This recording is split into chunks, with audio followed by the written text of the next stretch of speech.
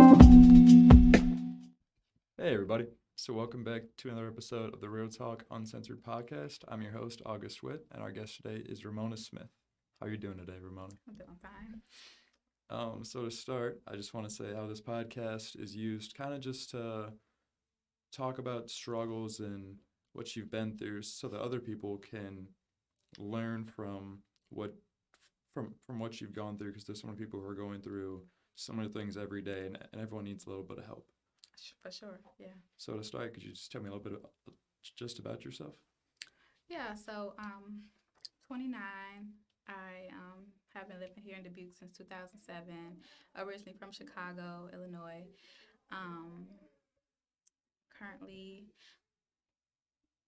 enrolled at NICC for business, and I'm a nail technician as well.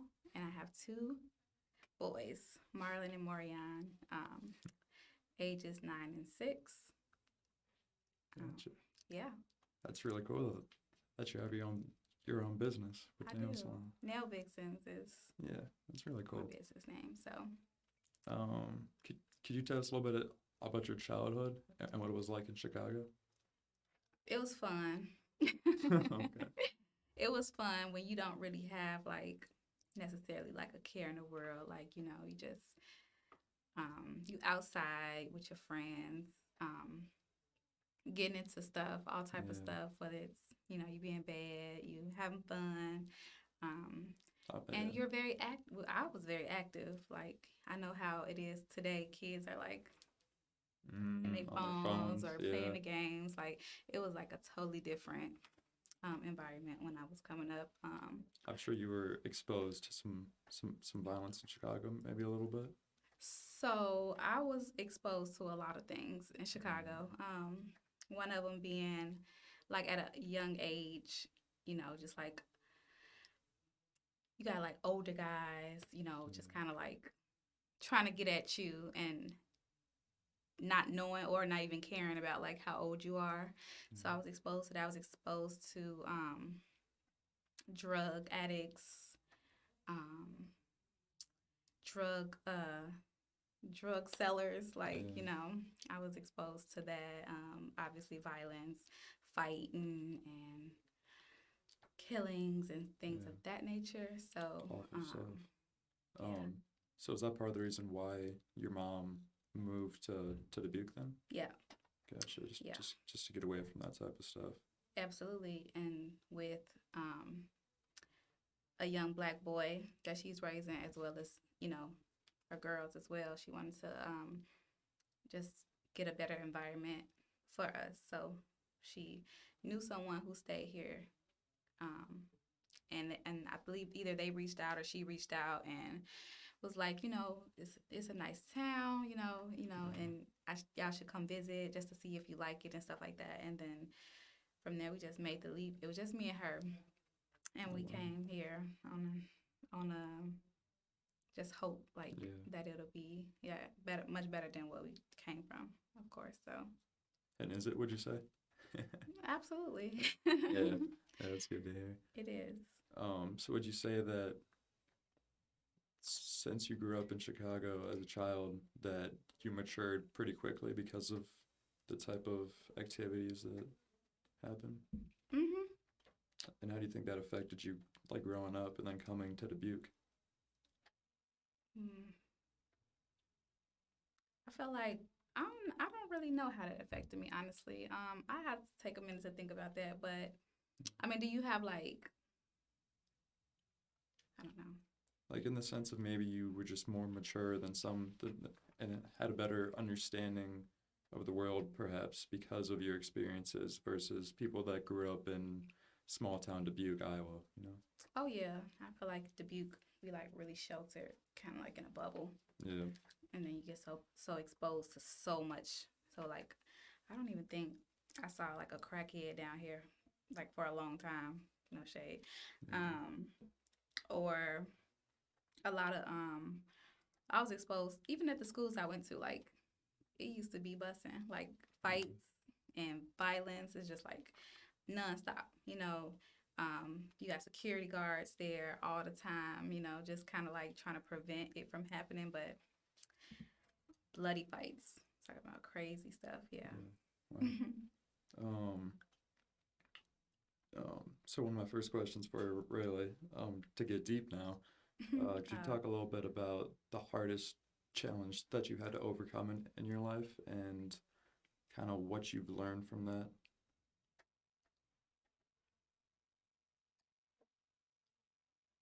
um, the hardest challenge I had to overcome.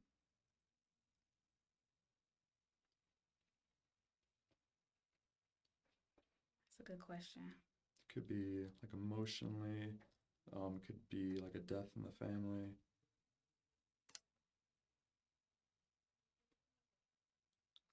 Okay, so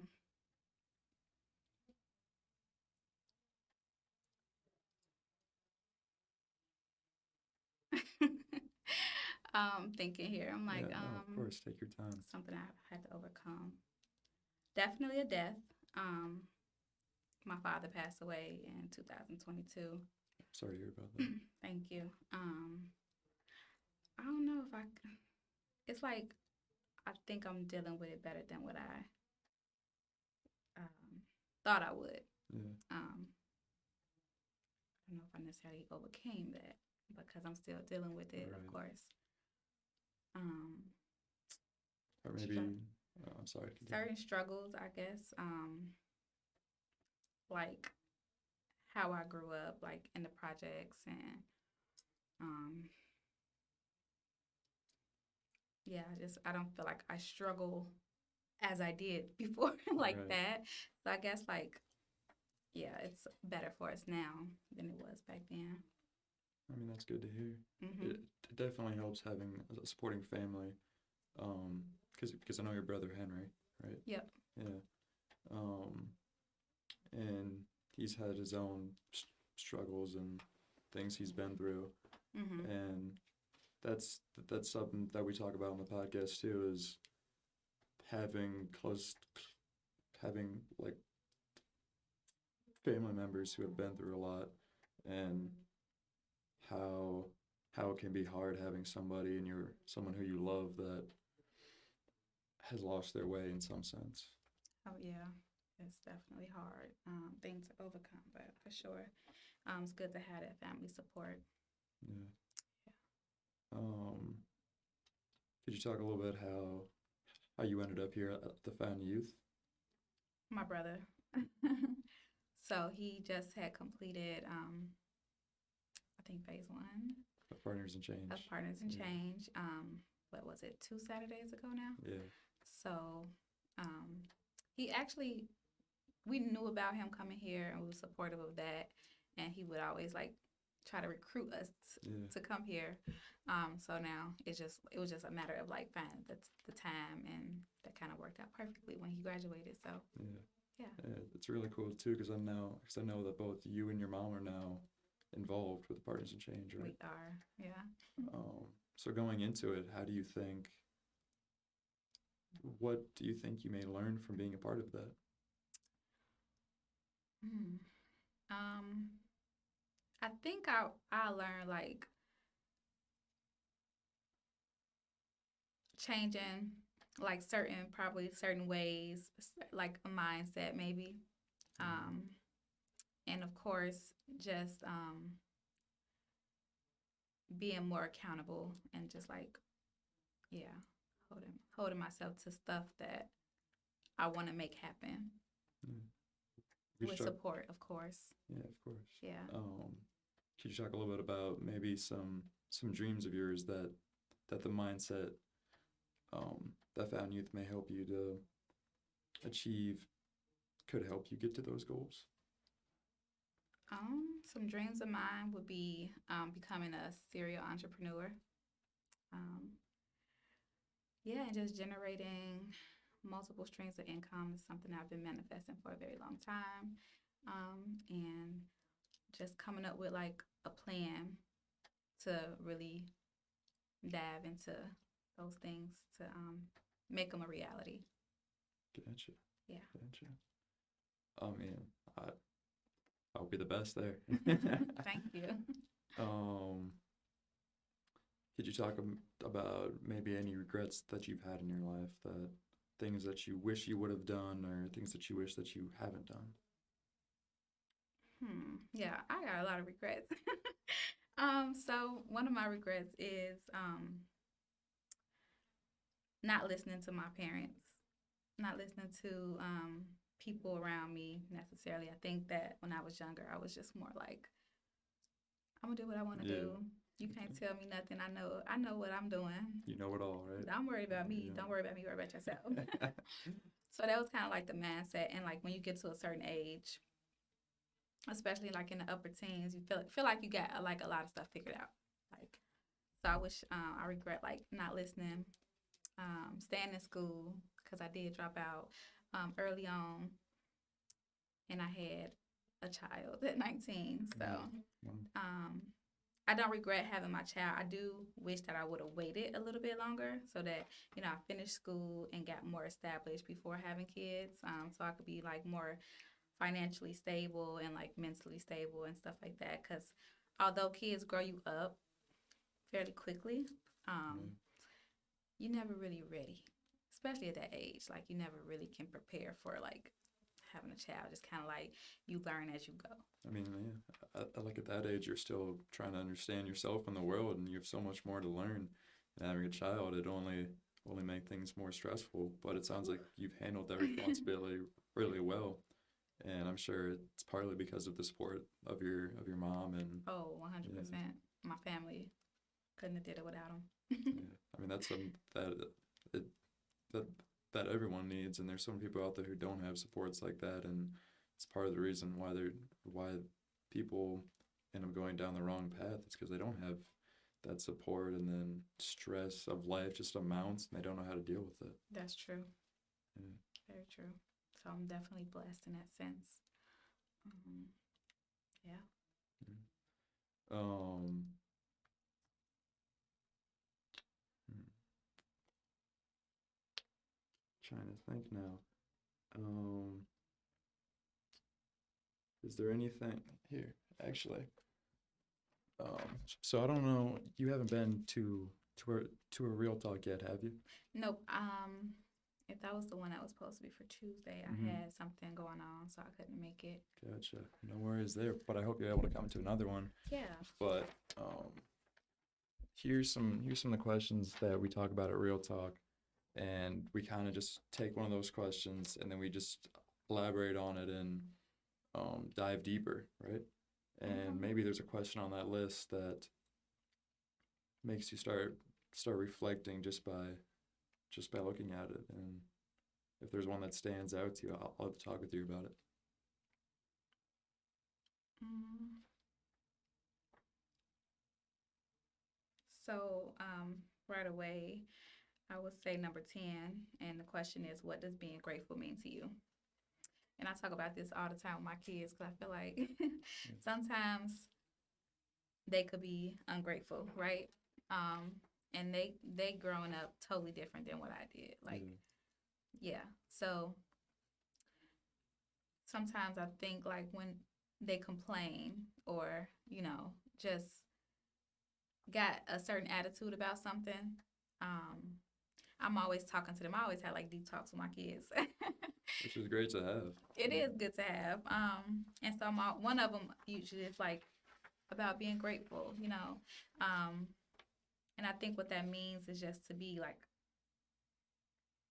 thankful, to be appreciative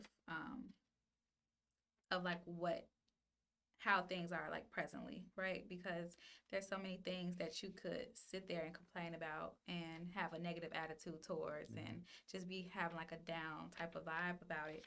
Um, but there's so much stuff to be grateful for too, you know what I'm saying? And I'm always looking at things like, yeah, this kind of bad, this kind of messed up, but it could be worse.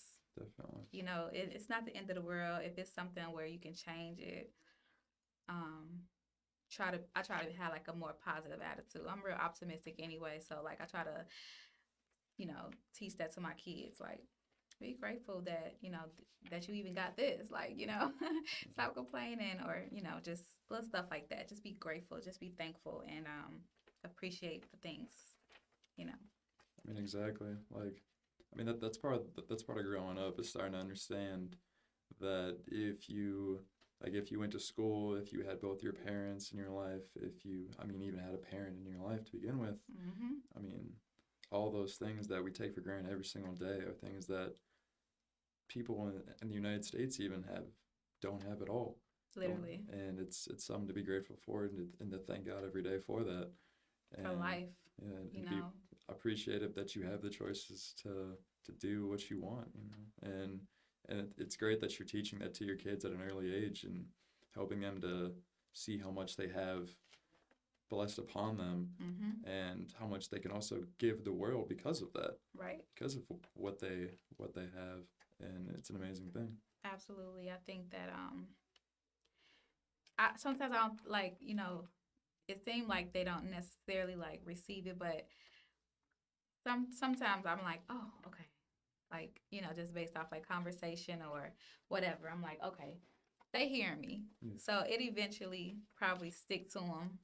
It was just a matter of like constantly reminding them or telling them, talking to them about it, and just having those conversations. Yeah. Mm. So since you've become a parent, um, is there anything that you've learned from your kids or learned as a parent that you could give advice to other parents? Let kids be kids. Yeah.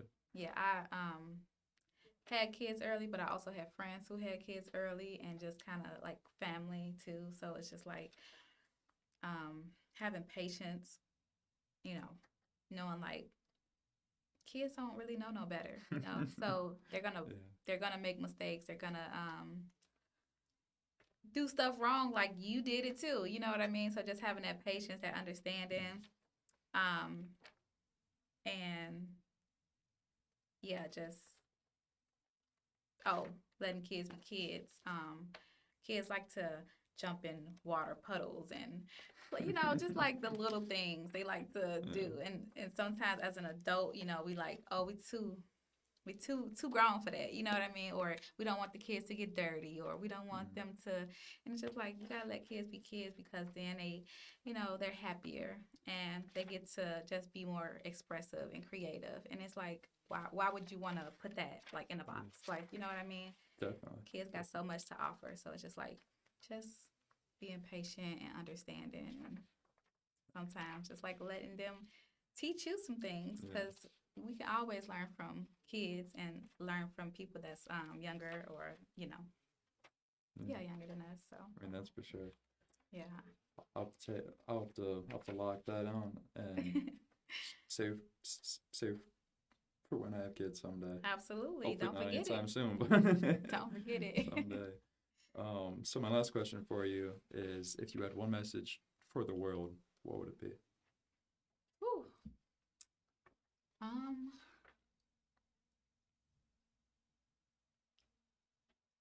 I would say bet on yourself. Yeah, I would say bet on yourself every time, and have the confidence to do all the things that you dream of, that you think of, and don't be afraid because you know you don't want your dreams to go to waste. You know what I mean? Like you never know what it could lead to. If you don't try, if you don't get out there and um, bet on yourself.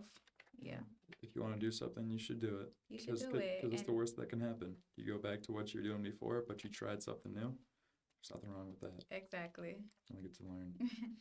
But thank you, Ramona. This has been great. Yeah, you're welcome.